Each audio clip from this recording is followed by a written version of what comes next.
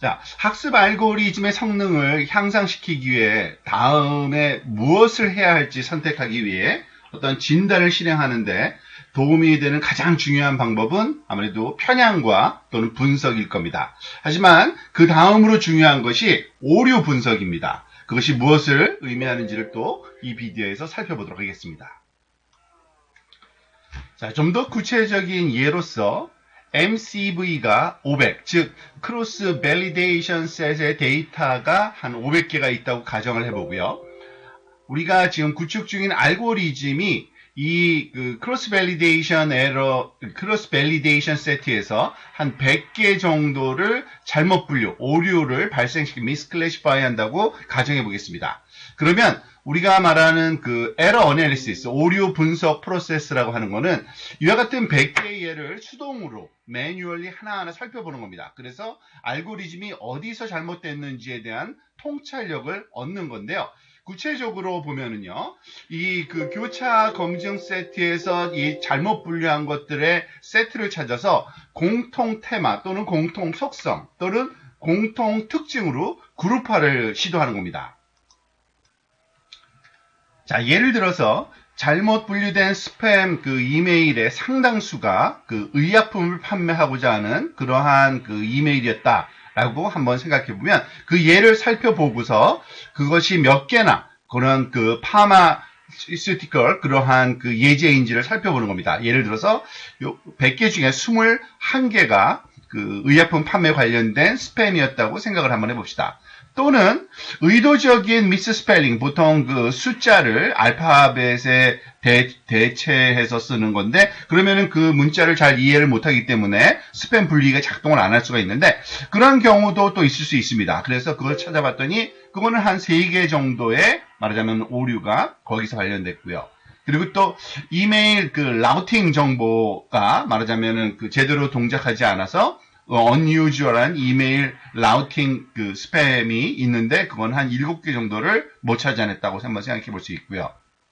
또 한 18개 정도는 패스워드를 훔치기 위한 어떤 피싱 스팸이라 그러죠. 피싱 이메일 스팸 메일인 경우 또는 이제 이미지 형태로 스팸을 만들어 넣는 경우가 있습니다. 스팸 메시지를 이미지 형태로 만들어서 그냥 좀 삽입하면은 텍스트에 우리가 그것을 텍스트 베이스드 된 그런 스팸 블로커를 쓰기 때문에 잘 구분이 안 될 수가 있는데 좀 더 어려워지겠죠? 그런 것들이 한 5개 정도 있을 수 있다고 한번 가정을 해보도록 하겠습니다.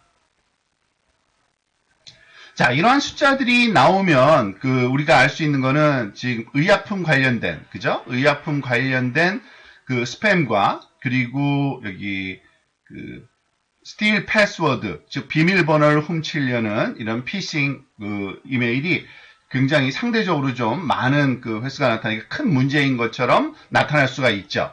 하지만 고의적인 철자 오류, deliberated misspelling 같은 경우에는 단지 3개뿐이 없잖아요. 그러니까 이렇게 작은 문제라는 걸 알 수 있습니다. 자, 그래서 이 분석이 말해주는 거는 이와 같은 고의적인 철자 오류를 찾기 위해서 아무리 정교한 알고리즘을 구축한다 하더라도 100개 중에 3개만 해결하는 겁니다. 즉, 큰 영향을 주지를 못한다는 거죠. 그래서 그거는 뭐 할 만한 가치가 없다는 뜻이 아니라 무엇을 해야 될지 우선순위를 정할 때 우선순위를 높게 지정하지 않기로 결정하는데 이런 숫자들이 활용될 수가 있는 겁니다. 물론 이와 같은 여러 개의 범주로 우리가 카테고라이제이션을 할 때 중복돼서 나타나는 경우가 많습니다. 즉 라우팅이 말하자면 비정상적인 이런 스팸 메일이 사실은 의약품 관련된 스팸 메일에서 나타날 수도 있는 거고요. 그리고 고의적으로 또 미스스펠링이 그 안에 또 포함돼서 말하자면은 이런 피싱 그러한 이메일로 나타날 수도 있는 겁니다. 즉 하나의 이메일이 여러 가지의 카테고리에 속할 가능성은 굉장히 높습니다. 자, 이번 예에서 설명된 것은 알고리즘이 잘못 분류한 게 100개니까 한 100개의 이그젬플에 대해서 매뉴얼리 다 살펴본 예인데요. 만약에 우리가 갖고 있는 그 크로스 밸리데이션 세트의 크기가 클 경우, 예를 들어서 5000일, MCV가 5000일 경우에, 그러니까 아마 미스 그 클래시파이 되는 거는 그것의 한 5분의 1 정도인 또 한 1000개 정도라고 가정할 수 있겠죠. 그렇지만은 이 1000개를 하나하나 다 살펴보는 데는 너무 많은 시간이 걸릴 수가 있을 겁니다. 그래서 이것을 그 분석하는 데 있어서 이 1000개를 모두 할 필요는 없고요. 약 한 100개만 다시 한번 또 골라낸다고 생각을 하시면 됩니다. 물론 100개를 적절하게 샘플링해서 무작위로 합리적인 시간 안에 살펴볼 수 있는 정도만 말하자면은 그 선택하는 게 바람직하겠죠. 그래서 이 100개만 그 샘플로 뽑아내더라도 분석함으로써 가장 일반적인 유행의 오류가 뭔지, 그리고 그 결과 우리가 알아낸 것처럼 어디에 우리가 주의를 집중하는 것이 가장 효과적인지 적어도 충분한 통계적인 결과를 얻어낼 수 있게 될 겁니다. 자, 이러한 분석 후에 많은 그 오류가 의약품 그 스팸 이메일이라는 것이 이제 알게 된다면 다음에 수행할 작업에 대한 어떤 아이디어나 영감을 얻을 수 있는 거죠. 예를 들어서 그 더 많은 데이터를 그리고 또는 더 좋은 피처를 우리가 얻을 수가 있는 겁니다. 하지만 여기서 모든 데이터를 더 많이 수집하지는 않지만 이 의약품 스팸을 더 잘 인식할 수 있도록 이런 의약품 스팸 이메일만을 더 많이 말하자면 포함시킬 수가 있는 거죠. 또는 어떤 특정한 그런 제품을 더 잘 인식할 수 있도록 돕는 어떤 특정 약물이라든지 또는 의약품의 특정 이름을 그와 관련된 그 특징을 우리가 이 피처 안에 생각해내서 추가할 수도 있겠습니다. 그렇겠죠? 또는 지금 뭐 이제 두 번째로 많은 그러한 그 오류가 피싱 이메일에서 나타나는 건데 뭐 이것도 고쳐서 조금 더, 즉, 좀 더 많은 데이터 또는 좀 더 그 정확한 피처를 우리가 추가할 수도 있는데 이것 또한 그냥 그 비밀번호를 훔치고자 하는 그러한 그 의도가 있는 이런 스팸에 대해서만 우리가 어떤 특수한 말하자면은 특징, 뭐 특수한 URL이라든지 아니면은 뭐 또 다른 어떤 특징들을 포함시키거나 그 피싱 스팸 메일만을 모아서 말하자면 좀 더 데이터를 추가할 수도 있는 겁니다. 그래서 이 오류 분석의 가장 핵심적인 내용은 그러니까 알고리즘이 잘못 분류하거나 또는 잘못 라벨을 붙이는 그 얘들을 수동으로 검사하는 게 핵심적입니다. 그렇다 보면은 그 어떤 시도를 해야 될지, 시도하는 게 도움이 될지를 그 영감을 우리한테 줄 수가 있고요. 그 특정 오류 같은 경우에는 너무 드물게 나타나기 때문에 수정하는데 굳이 시간을 투자할 가치가 없다는 사실을 알려주기도 합니다.